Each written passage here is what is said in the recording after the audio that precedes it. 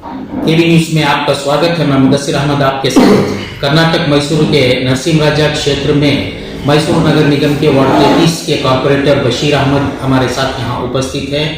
आज कॉर्पोरेशन के अंदर मेयर और डिप्टी मेयर के चुनाव हुए हैं। इस मौके पर आज हम इनसे बात करने के लिए इनके दफ्तर पर आए हुए हैं। आइए अब हम इनसे बात करें। सेकुलर पार्टी हम जान दे देंगे, हम जान दे देंगे। क्या यही जानदार है? सेकुलर पार्टी हम जान दे देंगे, हम जान दे देंगे। क्या यही जानदार है? हमें समझना चाहिए कि जेडीएस वाले कोई सेकुलर नहीं है। एक से एक नंबर 1 छतरी लोग है ये, कि इनको पैसे की और सत्ता की लालच आ गई है। अगर पैसे की सत्ता की लालच नहीं आते तो सीधे सीधे हमारे पास आते थे, हमारे से मैत्री करते, चाहे डिप्टी मेयर हो या मेयर हो, मैत्री कर लेके साथ में मिलके जाते थे। ये मुल्क के लिए, हिंदुस्तान के लिए, कर्नाटक के लिए, मैसूर के लिए एक अच्छी सोच रखते थे। इनकी सोच शुरू से ही गंदी। तो जेडीएस, आपका कहने का मतलब है कि जेडीएस का ये झूठा दावा है कि वो सेक्युलर है। कहां से सेक्युलर है? आप तो देख रहे हैं 2 बार जो भी बीजेपी की जो मेयर बैठी हैं, इसका पूरा कारण जो है वो जेडीएस है। 100% जेडीएस है। आप बोलते हैं सेकुलर पार्टी, कहां की सेकुलर पार्टी है आपकी?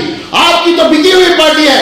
आप तो बिकने के वास्ते रेडी हुए हैं। आपके कारपेटर 18 कारपेटर के अंदर 6 कारपेटर हमारे थे। क्यों मुसलमान कारपेटर टोपी पहन के, बुर्खा पहन कर हाथ उठाए बीजेपी के लिए? आज हमारी माँ बहनों के लिए, हमारे मदरसों पे, मस्जिदों के ऊपर अटैक हो रहा है।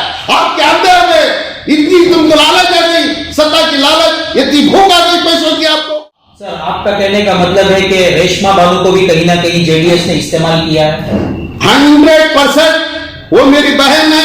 अगर वो डिप्टी मेयर होती तो खुदा की कसम बोल रहा हूं, सबसे बड़ी खुशी मुझे होती थी, सबसे बड़ी खुशी मुझे होती थी। सीएम इब्राहिम साहब, क्या आज अंधे हो गए आपको दिखाई नहीं दिया क्या मैसूर के अंदर आपकी जेडीएस के 18 कॉर्पोरेटर क्या किए हैं? क्या आप अंधे हो गए? क्या लोगों को बेवकूफी बनाने के वास्ते लोगों को आप क्या कर रहे हैं? आपको कहां लेके जा रहे हैं लोगों को? आपके आंखों के अंदर कुछ आ गया, आपके आंखों के अंदर बाल आ गए हैं। वो जैसे कि बोलते हैं बड़े बड़े लोग, ऐसे बाल आ गए हैं। आप सबसे बड़े बेवकूफ लोग हैं। आज टोपी पहनकर, आप बुर्खा ओढ़कर बीजेपी को हाथ उठा रहे हैं। आप क्या बेवकूफ लोग हैं? आप कारपोरेशन के बाहर खड़ के कांग्रेस को धिकारा बोले तो क्या कांग्रेस के साथ मैत्री किया? क्या बीजेपी के साथ मैत्री किया? आप बीजेपी के साथ आप धिकारा पुकार रहे कांग्रेस वालों के साथ। उसके साथ साथ अब कल का जो आज का जो माहौल था, 3 दिन से हम भी इधर हैं, होटलों में बैठे हुए हैं, रोडों पे हम भी बैठे हुए हैं, धूपों में बैठे हुए थे। हम यही इंतजार कर लेके बैठे थे कि कांग्रेस वाले आएंगे तो डिप्टी मेयर भी दे देंगे। अगर नहीं ज्यादा जिद करेंगे तो हम उनको कांग्रेस भी ये मेयर की सीट भी दे देंगे। अगर ज्यादा डिमांड करेंगे तो 2 भी देके हम बीजेपी को यहाँ पर नहीं लाना चाहिए, क्योंकि आज स्टेट के अंदर मुसलमानों के ऊपर बहुत से जुल्म हो रहे हैं, बहुत से चीजों के ऊपर हाथ डाल रहे हैं। सर, केवी न्यूज में आपका स्वागत है सर। शुक्रिया। तो इस बार ये देखने को मिला है कि बीजेपी से ही मेयर और डिप्टी मेयर 2 भी एक ही पार्टी से हैं। तो इस मौके पर आप क्या कहना चाहते हैं सर? सबसे पहली बात आपको मैं ये बताना चाहता हूं कि जिस दिन कॉर्पोरेटर सब जीते थे, मैसूर के 60 को 5 कॉर्पोरेटर जीते थे, किसी की भी भरपूर मेजॉरिटी नहीं होने की वजह से हम और जेडीएस मिलकर मैत्री की थे। मिलके 5 साल चलाना बोल के एक हमारी मैत्री हुई थी।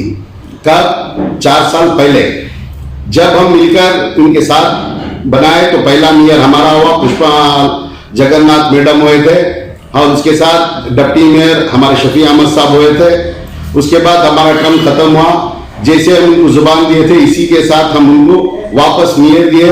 जैसे आप सब जानते हैं, हमारी बाबूदा की भांजी तस्लीम मैडम, उनको मेयर दिए। बाद में डिप्टी मेयर हमारे को आया। वापस जब हमारा वक्त आया जब मेयर देने का, तो जबान से पलट गए वो। कौन? जेडीएस जबान से पलट कर रुक्मणी मादेगौड़ा को जबरदस्ती लेकर आकर मेयर बनाकर बिठा दिए। जब मेयर बना के बिठा दिए तो हम भी क्या किए, चंद चीजों की वजह से हम हार मानकर रुक्मणी मादेगौड़ा को मेयर बना दिए। रुक्मणी मादेगौड़ा का प्रॉब्लम जो भी था वो पार्टी का था, वो उनका था। वो इलेक्शन में कुछ डॉक्यूमेंट्स कम देने की वजह से इलेक्शन कमिश्नर कोर्ट पे केस डालकर उनको डिस्क्वालीफाई कर दिए। तो उसके बाद प्रॉब्लम जेडीएस का था, वो कांग्रेस वाला में, कांग्रेस वाले जो जुबान दिए थे वो जुबान पे तय थे। वो जब से, ये आपको सबसे पहली बात ये पता नहीं है, हमारा मेयर होना चाहिए था उस टाइम पे, जब रुक्मिणी माधे गौड़ा है उस टाइम पे हमारा मेयर कांग्रेस का होना चाहिए था, जेडीएस का डिप्टी मेयर होना चाहिए था।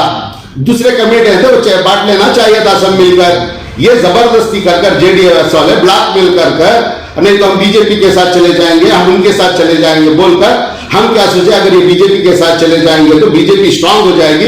बीजेपी बहुत वर्षों से मैसूर के अंदर मेयर नहीं बनी है, अगर इनको ताकत देंगे तो वापस ये ताकत में आ जाएंगे। ये सोचकर हम पूरे एक सिलेक्टर होकर पूरे एक इत्मीनान से बात करके पूरे लीडर बैठकर तनवीर सेठ साहब की सदारत के अंदर तनवीर सेठ साहब को हम पूरे कॉर्पोरेटर मिलकर डिमांड किए कि तनवीर सेठ साहब इनको बीजेपी के पास जाने मत दीजिए, इनको मेयर देकर डिप्टी मेयर लेकर हम इनके साथ रहेंगे, इनको जाने नहीं देंगे बोल के करे। जब उनको बैठे तो उनका खुद का प्रॉब्लम था, वो हमारा प्रॉब्लम नहीं था। रुक्मिणी माधे गौड़ा डिस्क्वालीफाई हो गए वो, तो वापस ये हमारे आके बोल के बैठ के वापस कॉम्प्रोमाइज करके कुछ ना कुछ करना चाहिए था, आए नहीं है। वापस 3 या 4 महीने के बाद इलेक्शन हुआ, तो वापस इलेक्शन के टाइम पे यह क्या करे, हम यही सोच के बैठे थे वापस हम मिलकर बैठे हैं, अब हमारा मेयर हो जाएगा, नेक्स्ट इनको मेयर दे देंगे।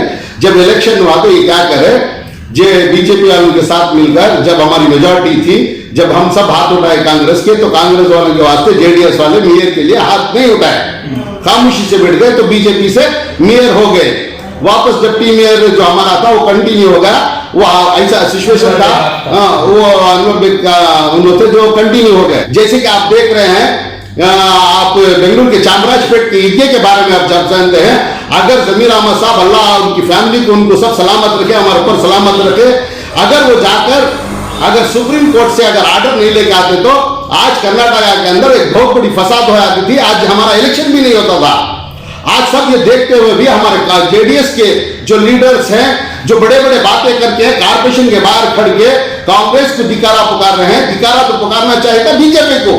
आप मैत्री किए बीजेपी के साथ, आप गए बीजेपी के साथ, आप लेके जाके रेशमा बाबू को डिप्टी मेयर बनाए बीजेपी के साथ मिलकर हाथ उठाकर, जबकि हमारे पास 20 सीटें थे, हमारी फुल मेजॉरिटी थी। आप चुप बैठ जाते तो भी कांग्रेस के अंदर मेयर भी हो जाता था, डिप्टी मेयर भी हो जाता था। लेकिन आप 3 दिन से बीजेपी वालों के साथ मिलकर, आप सब मिलकर, लीडर सब मिलकर, उनके पास पैसा लेकर आप मेयर और डिप्टी मेयर का प्लान डालकर ले जाके मेरी बहन को, जो रेशमा बानू मेरी भी बहन है, वो उसको ले जाकर आप कुर्बानी देकर, अगर आप डॉक्यूमेंट्स दे रहे हैं डिप्टी मेयर के लिए, डॉक्यूमेंट्स दे रहे हैं तो साथ साथ जो डॉक्यूमेंट्स है, रिलेटेड डॉक्यूमेंट्स, वो भी देना चाहिए था। आप क्या बेवकूफ लोग हैं? आप कारपोरेशन के बाहर खड़ के कांग्रेस को धिक्कारा बोले, तो क्या कांग्रेस के साथ मैत्री किया, क्या बीजेपी के साथ मैत्री किए? मैत्री किए आप बीजेपी के साथ, आप धिक्कारा पुकार रहे कांग्रेस वालों के साथ। आप सबसे बड़े बेवकूफ लोग हैं। आज टोपी पहनकर, आप बुर्का ओढ़कर बीजेपी को हाथ उठा रहे हैं। देख रहे हैं कर्नाटक के अंदर क्या क्या हालत हो रहे हैं। जबकि मैंगलोर के अंदर एक हिंदू का लड़का भी मरा, एक मुसलमान का भी लड़का मरा। वहां पर जाकर बीजेपी वाले 25 लाख रुपए उसके घर वालों को दिए, वही बीजेपी वाले एक मुसलमान के घर के लिए जाके हमदर्दी भी नहीं किए। आपके आंखों के अंदर कुछ आ गया, आपके आंखों के अंदर बाल आ गए हैं, वो जैसे कि बोलते हैं बड़े बड़े लोग, ऐसे बाल आ गए हैं। आपको समझना चाहिए था, सोचना चाहिए था कि जेडीएस वाले आप जबकि जीते हुए कहां से, मुसलमानों को वार्ड से जीते हुए, आपको हिंदू भी वोट दिए हैं, लेकिन आपको क्या समझ के दिए? सेकुलर। सीएम इब्राहिम साहब, आप स्टेशन के ऊपर चढ़ चढ़ के बड़ी बड़ी बातें करते हैं। आज जाति से जनता बड़ी पार्टी है, मुसलमानों की पार्टी है, आज मुसलमान इसे सेकुलर पार्टी है बोलते हैं। उनको ले जाके कुर्बान किया है ये बड़े लीडर, ये सब मिलकर वो मेरी बहन को ले आके कुर्बानी किए हुए हैं। जबकि डॉक्यूमेंट जो चाहिए था वो रिलेटेड डॉक्यूमेंट देना चाहिए था, जबकि वो जीत के आई हुई एक रिलेटेड बॉडी है वो, जबकि वो जीती हुई है तो पूरा डॉक्यूमेंट दिया होगी ना, तो इधर भी वो डॉक्यूमेंट देना चाहिए था।